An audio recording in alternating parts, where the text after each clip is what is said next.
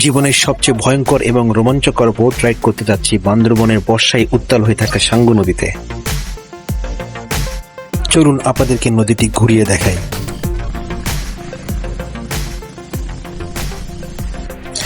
দেবতাখুমের ভয়ঙ্কর অ্যাডভেঞ্চার শেষ করে আমরা আর ট্রেকিং করে আমাদের চাঁদের গাড়ি পর্যন্ত পৌঁছানোর শক্তি ছিল না, তো আমরা নদী করেই আমাদের চাঁদের গাড়ি পর্যন্ত পৌঁছাবো। তবে অবশ্যই মনে রাখার মতো একটা রাইড ছিল। তো আমাদের 10-15 মিনিটের রাইডের জন্য পার পার্সন 150 টাকা করে নিয়েছিল, আর একটা নৌকায় 4 থেকে 5 জন ওঠা যায়।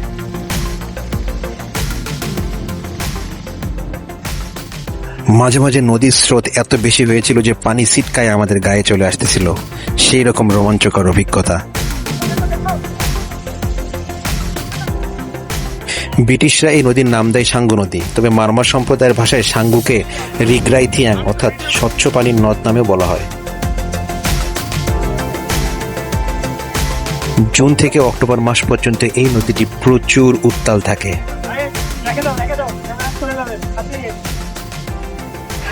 বাংলাদেশের বেশিরভাগ নদী উত্তর থেকে দক্ষিণ দিকে প্রবাহিত হয়ে বঙ্গোপসাগরে গিয়ে মিশেছে, কিন্তু সাঙ্গু নদী বাংলাদেশের দক্ষিণাঞ্চলে সৃষ্টি হয়ে উত্তর দিকে প্রবাহিত হয়ে পশ্চিমে বাঁক নিয়ে বঙ্গোপসাগরে শেষ হয়েছে।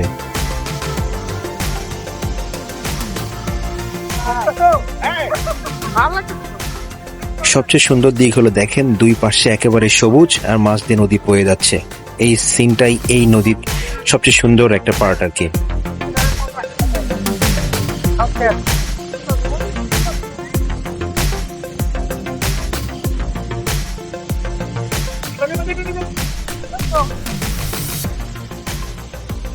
তবে ভয়ের ব্যাপার হচ্ছে এই নৌকাগুলোতে কোনো লাইফ জ্যাকেট নাই, তো যারা সাঁতার পারেন না তারা আসলে এইভাবে রিস্ক নিয়ে এখানে রাইড না করাই ভালো।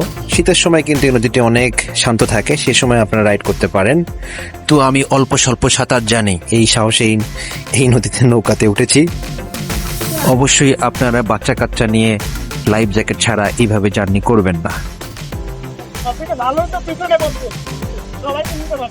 তবে যাই হোক, একটা মনে রাখার মতো রাইড ছিল। খুব বেশিক্ষণের ছিল না, 10 মিনিটের মতো রাইড ছিল, তবে অনেক ভালো লাগছে। ভয় তো ছিলই, তবে অনেক অ্যাডভেঞ্চারাস ছিল। আপনারা বান্দরবন গেলে অবশ্যই লাইফ জ্যাকেট সহ এটা ট্রাই করবেন। দেখা হচ্ছে পরের ভিডিওতে।